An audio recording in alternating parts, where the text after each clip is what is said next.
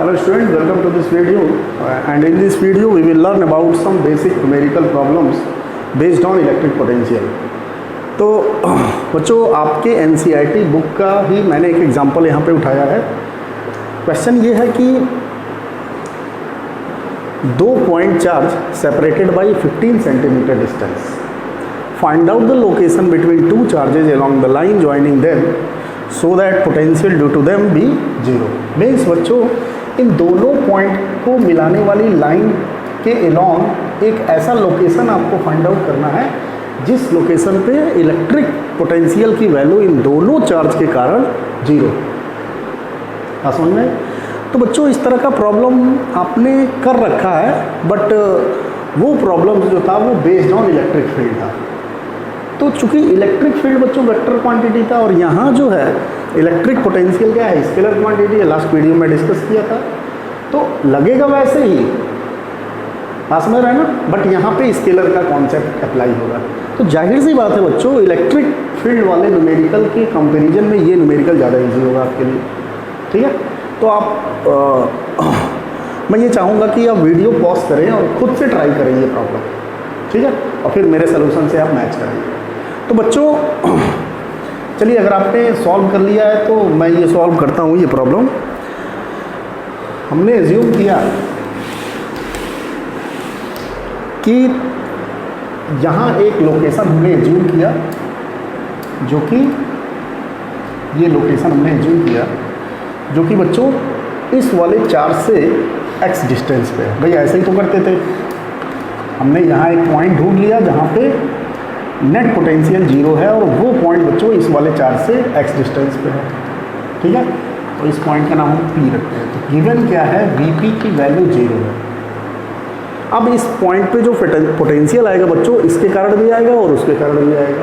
Means Vp due to 3 into 10 to the power, बल्कि लिखने की बजाय इसका नामकरण कर देते हैं, this is Q1 and this is Q2।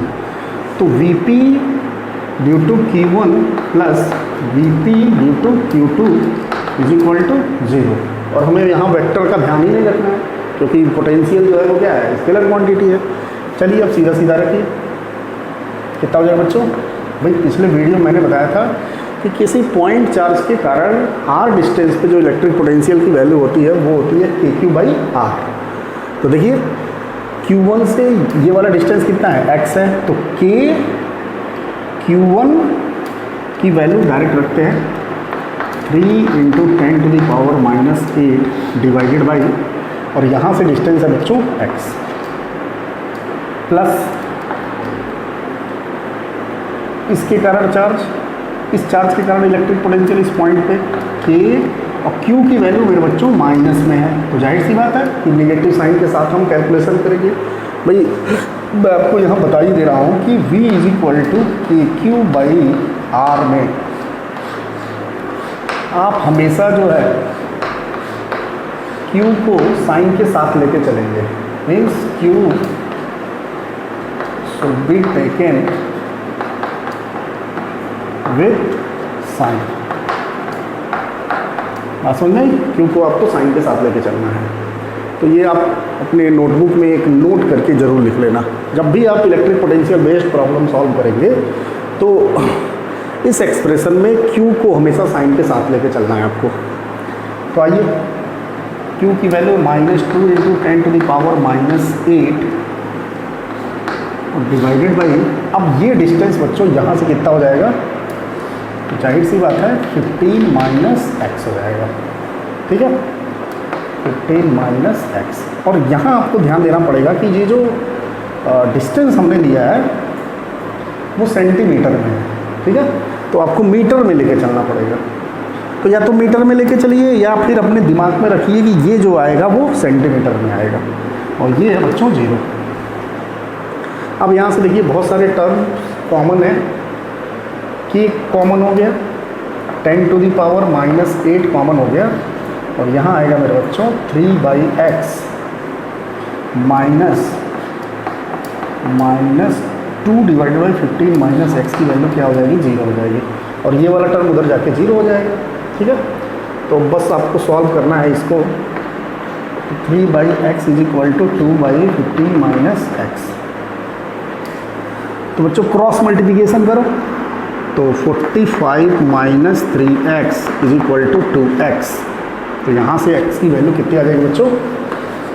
x is, आप इसको इधर कर दो तो 9 सेंटीमीटर। बात समझ में? तो Q1 से 9 सेंटीमीटर पे या Q2 से 6 सेंटीमीटर पे, 9 सेंटीमीटर फ्रॉम Q1 और 15 minus x means 15 minus 9 6 centimetre from Q2 पे वो लोकेशन होगा जहाँ पे इलेक्ट्रिक पोटेंशियल की वैल्यू क्या आएगी बच्चों? 0 आएगी। ठीक है, तो कोई बहुत बड़ी बात नहीं थी ये प्रॉब्लम का सलूशन आप शायद कुछ बच्चों ने सॉल्व भी कर लिया होगा, तो आप इसको नोटबुक में नोट कर लो।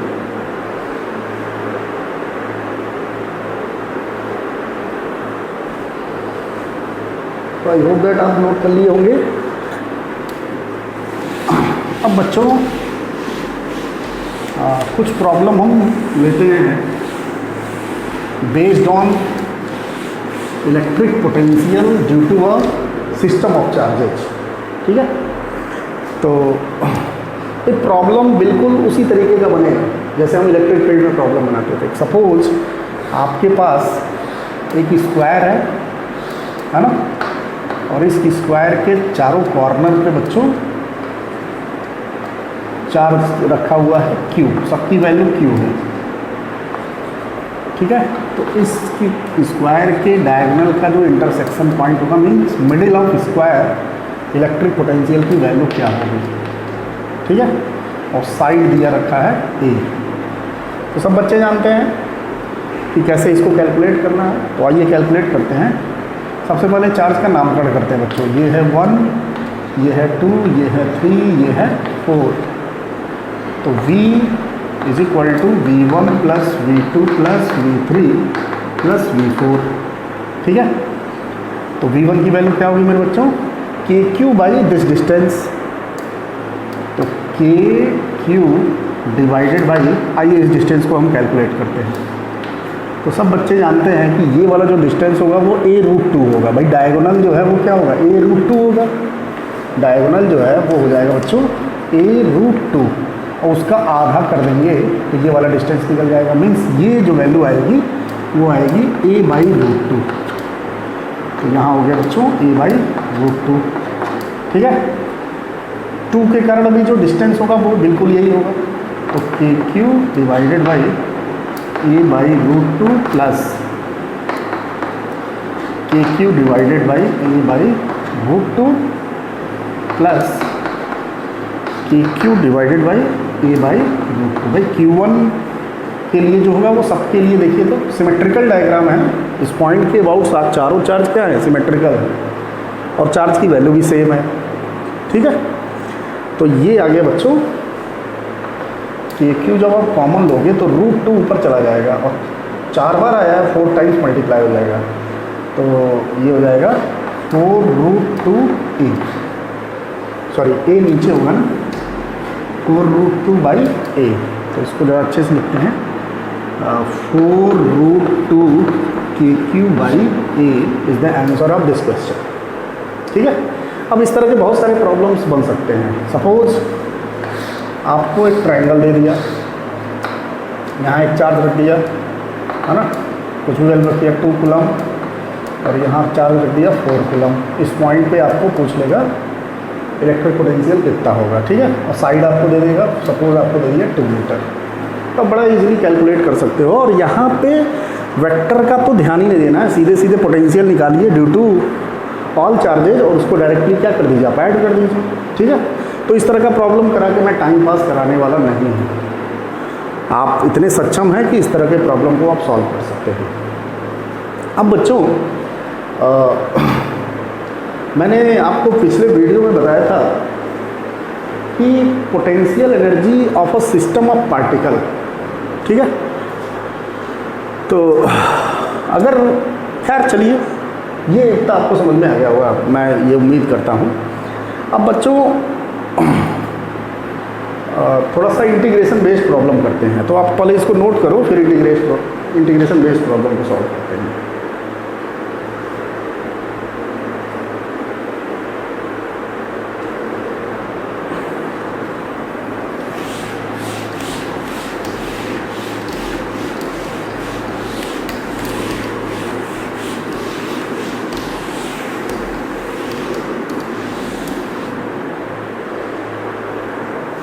क्वेश्चन ये है बच्चों कि आपको एक चार्ज रॉड दिया हुआ है, ठीक है, पॉजिटिवली चार्ज रॉड दिया हुआ है, और इस चार्ज से इस चार्ज का लेंथ दिया हुआ है L, ठीक है, और इस पे जो नेट चार्ज की वैल्यू है वो है Q। और इस चार्ज से बच्चों x डिस्टेंस पे, इसके इस वाले एंड से x डिस्टेंस पे एक पॉइंट है, और इस पॉइंट पे आपको इलेक्ट्रिक पोटेंशियल कैलकुलेट करना है, ठीक है। तो आप याद कीजिए वो वाले प्रॉब्लम जो इलेक्ट्रिक फील्ड बेस्ड थे, उसमें भी इस तरह का प्रॉब्लम मैंने कराया था कि अगर कोई चार्ज रॉड है, उस चार्ज रॉड से इस एंड से x डिस्टेंस पे इलेक्ट्रिक फील्ड की वैल्यू क्या होगी बच्चों, ठीक है। तो आपने जो इलेक्ट्रिक पोटेंशियल का फार्मूला पढ़ा है कि Q/R, ये बच्चों पॉइंट चार्ज के लिए होता है, और यहाँ जो सिस्टम हमारे पास है वो क्या है, डिस्ट्रीब्यूटेड चार्ज सिस्टम है ना, जो चार्ज है पूरे लेंथ पे डिस्ट्रीब्यूट है। तो जाहिर सी बात है कि ये फार्मूला एप्लीकेबल नहीं होगा इस रॉड के लिए, ठीक। अब मुझे क्या करना है कि ये फार्मूला अप्लाई करना इस रॉड में, तो मैं क्या करूँगा, इस रॉड के बहुत सारे छोटे छोटे टुकड़ों में डिवाइड कर दूंगा रॉड को, ठीक है। तो जो एक टुकड़ा होगा रॉड का, बहुत छोटा टुकड़ा, वो क्या होगा, as a point charge create करेगा। तो मैंने क्या किया बच्चों, इस प्रॉब्लम को सॉल्व करने के लिए इन चार रॉड को बहुत स्मॉल पार्ट में ब्रेक कर दिया, ठीक है। तो बच्चों इसका जो एक एलिमेंटल पार्ट आया, उसका लेंथ हमने एज्यूम किया dl है, और उस पर चार्ज की वैल्यू बच्चों dq है। बात समझ में? तो अब इस dq की वैल्यू मेरे बच्चों क्या होगी, ठीक है। सवाल ये है कि इस dq की वैल्यू क्या होगी। तो अब सबसे पहले तो आपको ये एज्यूम करना पड़ेगा कि ये जो एलिमेंटल चार्ज है, जो एज अ पॉइंट चार्ज की तरह ट्रीट कर रहा है, वहाँ से जिस पॉइंट पे आपको इलेक्ट्रिक पोटेंशियल निकालना है उसका डिस्टेंस है बच्चों r, ठीक है। तो चलिए बताइए, V पे जो पोटेंशियल आएगा इस एलिमेंटल पार्ट के कारण, means potential due to elementary part at a point, at a given point, dV, भाई छोटे से पार्ट के लिए जो पोटेंशियल आएगा वो क्या आएगा, dV आएगा। बात समझ रहे हैं? और उसकी वैल्यू क्या आएगी बच्चों, K dq divided by K dq divided by R। बात समझ में? अब सवाल ये है बच्चों कि dq की वैल्यू क्या होगी, भाई dq की वैल्यू रखनी पड़ेगी ना। तो यहाँ देखते हैं बच्चों, पूरे लेंथ पे जो चार्ज है वो है q, तो यूनिट लेंथ पे कितना होगा, Q/L। तो जो हमने लेंथ लिया है dl, उस पर कितना होगा, Q/L इंटू dl। बात समझ रहे हैं? बल्कि आप इसको dx ले लो, चलिए कोई नहीं, dl ले लेते हैं, ठीक है। लेकिन आपने यहाँ जो डिस्टेंस लिया है वो r लिया है, तो बेहतर यही है कि यहाँ से जो डिस्टेंस r लिया है तो r पे जाके आप dr एलिमेंटल पार्ट, ठीक है ना। तो बच्चों dr के लिए जो चार्ज की वैल्यू होगी वो होगी Q/L इंटू dr। तो बात समझ में आई? भाई हमने इस एलिमेंटल पार्ट से क्या किया, r डिस्टेंस पे हमें कैलकुलेट करना है इलेक्ट्रिक पोटेंशियल। तो यहाँ से क्या किया मैंने, इस पॉइंट से R पे जाके dr ले लिया। ठीक है, बात समझ में आई? तो रखिए इसकी वैल्यू कि बच्चों ये हो जाएगा dq, यही तो dq की वैल्यू होगी। ठीक है,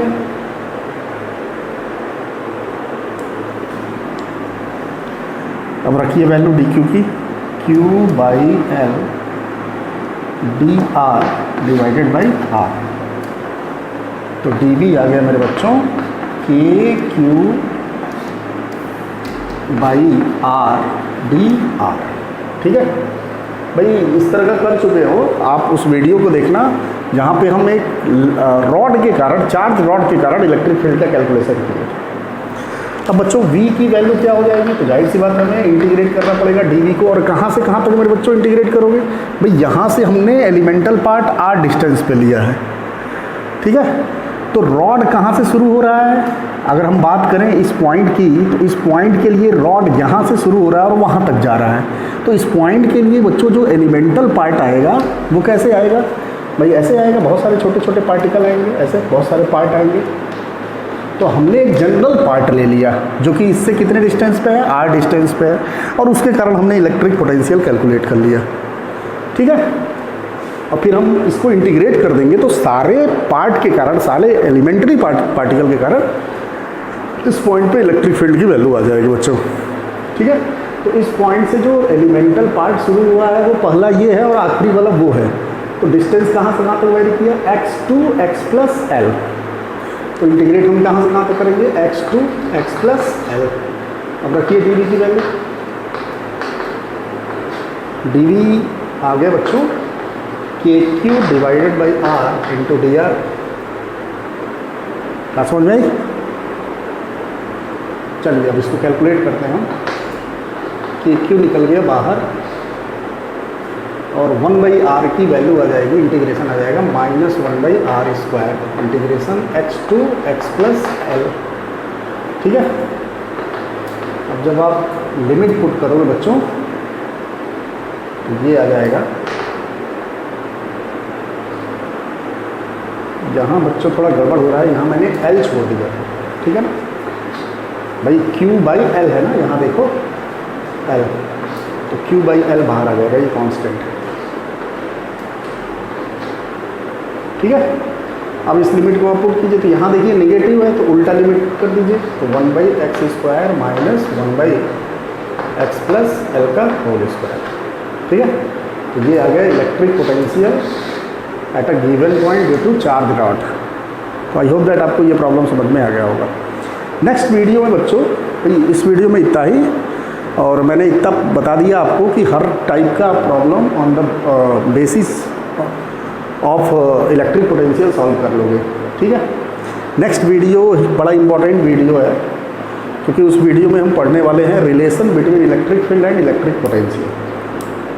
ठीक है बच्चों, तो उस वीडियो को देखने से पहले आप क्लास 11th का